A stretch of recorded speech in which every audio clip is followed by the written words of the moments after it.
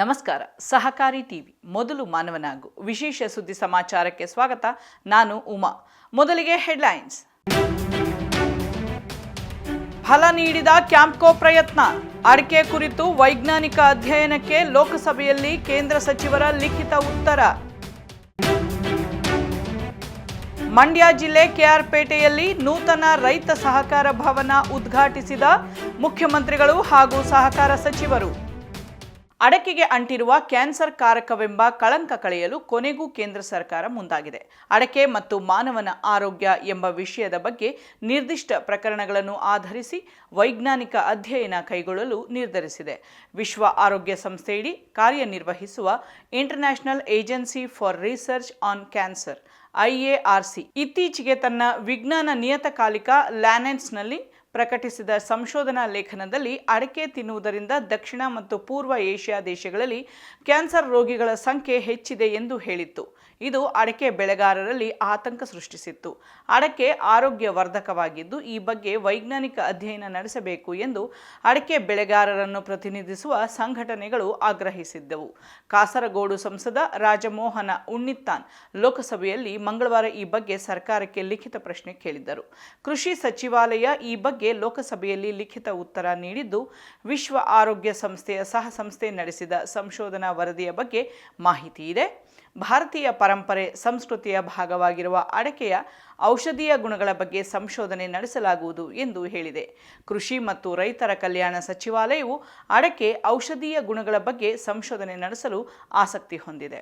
ಅಡಕೆ ಮತ್ತು ಮಾನವನ ಆರೋಗ್ಯದ ವೈಜ್ಞಾನಿಕ ಸಂಶೋಧನೆ ಶೀರ್ಷಿಕೆಯಡಿ ಅಧ್ಯಯನ ಕೈಗೊಳ್ಳಲು ಈಗಾಗಲೇ ಚಿಂತನೆ ನಡೆಸಲಾಗಿದೆ. ಈ ಅಧ್ಯಯನವು ಸುಮಾರು 16 ರಾಷ್ಟ್ರೀಯ ಮತ್ತು ರಾಜ್ಯ ಮಟ್ಟದ ಸಂಸ್ಥೆಗಳ ಮೂಲಕ ನಡೆಯಲಿದೆ. All India institute of medical science ಸೇರಿದಂತೆ ಇತರೆ ಸಂಸ್ಥೆಗಳು ಅಡಕೆಯಿಂದ ಆರೋಗ್ಯದ ಮೇಲೆ ಆಗುವ ಪರಿಣಾಮಗಳ ಬಗ್ಗೆ ಸಂಶೋಧನೆ ನಡೆಸಲಿವೆ ಎಂದು ಕೇಂದ್ರ ಕೃಷಿ ಮತ್ತು ರೈತ ಕಲ್ಯಾಣ ಖಾತೆ ಸಹಾಯಕ ಸಚಿವ ಭಗೀರಥ ಚೌಧರಿ ಸ್ಪಷ್ಟಪಡಿಸಿದ್ದಾರೆ. ವಿಶ್ವ ಆರೋಗ್ಯ ಸಂಸ್ಥೆಯ ಅಂಗಸಂಸ್ಥೆ ಉಲ್ಲೇಖಿಸಿರುವ ಸಂಶೋಧನಾ ಪ್ರಬಂಧದಲ್ಲಿ ಕೆಲ ಮಿತಿಗಳಿವೆ. ಇದರಿಂದ ಈ ವರದಿ ಹಲವು ವ್ಯತಿರಿಕ್ತ ಚರ್ಚೆಗಳಿಗೆ ಕಾರಣವಾಗಿದೆ. ಅಡಕೆಗೆ ಅಂಟಿರುವ ಕಳಂಕ ನಿವಾರಿಸಲು ಪ್ರತ್ಯೇಕ ಅಧ್ಯಯನ ನಡೆಯಲಿದೆ ಎಂದು ಸಚಿವರು ತಿಳಿಸಿದ್ದಾರೆ.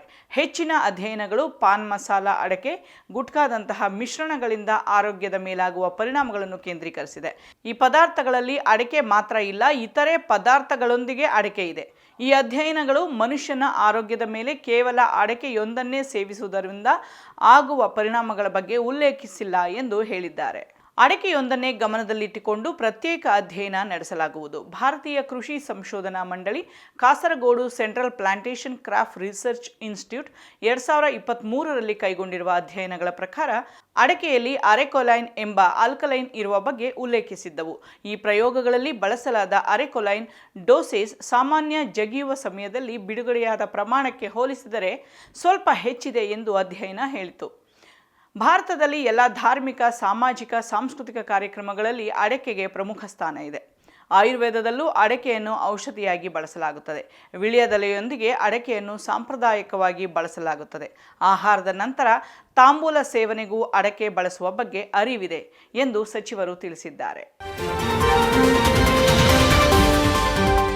ಮಂಡ್ಯ ಜಿಲ್ಲೆ ಕೆಆರ್ಪೇಟೆ ಪಟ್ಟಣದ ಕಸಬಾ ಪ್ರಾಥಮಿಕ ಕೃಷಿ ಪತ್ತಿನ ಸಹಕಾರ ಸಂಘದ ಆವರಣದಲ್ಲಿ ಹಮ್ಮಿಕೊಂಡಿದ್ದ ಸಂಘದ ನೂತನ ಶ್ರೀ KN ಕೆಂಗೇಗೌಡ ರೈತ ಸಹಕಾರ ಭವನ, ಬ್ಯಾಂಕಿಂಗ್ ಶಾಖೆ ಹಾಗೂ ಗೊಬ್ಬರದ ಶಾಖೆ ಉದ್ಘಾಟನಾ ಸಮಾರಂಭದಲ್ಲಿ ಮಾನ್ಯ ಮುಖ್ಯಮಂತ್ರಿಗಳಾದ ಶ್ರೀ ಸಿದ್ದರಾಮಯ್ಯನವರು ಹಾಗೂ ಕೃಷಿ ಸಚಿವರಾದ ಚಲುವರಾಯಸ್ವಾಮಿ ಅವರ ಜೊತೆ ಸಹಕಾರ ಸಚಿವರಾದ ಶ್ರೀ KN ರಾಜಣ್ಣನವರು ಭಾಗವಹಿಸಿ ಸಹಕಾರ ಇಲಾಖೆಯ ಯೋಜನೆಗಳು ರೈತರಿಗೆ ನೆರವಾಗಿರುವ ಬಗ್ಗೆ ಸಭೆಯನ್ನು ಉದ್ದೇಶಿಸಿ ಮಾತನಾಡಿದರು. ಈ ಸಂದರ್ಭದಲ್ಲಿ ಸ್ಥಳೀಯ ಶಾಸಕರಾದ ಮಂಜುನಾಥ್ ಅವರು, ಸಂಘದ ಅಧ್ಯಕ್ಷರಾದ ಪುರುಷೋತ್ತಮರವರು ಸೇರಿದಂತೆ ಹಿರಿಯ ಸಹಕಾರಿಗಳು, ಮುಖಂಡರುಗಳು, ಸಂಘದ ಪದಾಧಿಕಾರಿಗಳು, ರೈತರು ಉಪಸ್ಥಿತರಿದ್ದರು. ಆತ್ಮೀಯ ಸಹಕಾರಿ ಬಂಧುಗಳೇ, ಇದು ಸಹಕಾರಿ ಟಿವಿ, ನಿಮ್ಮ ಟಿವಿ.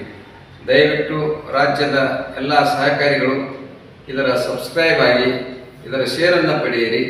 ಸಹಕಾರಿ ಟಿವಿಯನ್ನು ರಾಜ್ಯಾದ್ಯಂತ ವಿಸ್ತರಿಸೋಣ, ಪಸರಿಸೋಣ. ಅದಕ್ಕಾಗಿ ತಮ್ಮೆಲ್ಲರಲ್ಲಿ ನಾನು ಮನವಿಯನ್ನು ಮಾಡಿಕೊಳ್ತಾ ಇದ್ದೀನಿ.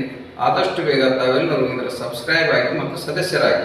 ಇಲ್ಲಿಯವರೆಗೂ ಸುದ್ದಿ ಕೊಟ್ಟಿದ್ದು ನಾನು ಉಮಾ. ನೋಡ್ತಾ ಇರಿ ಸಹಕಾರಿ ಟಿವಿ, ಮೊದಲು ಮಾನವನಾಗು. ನಮಸ್ಕಾರ.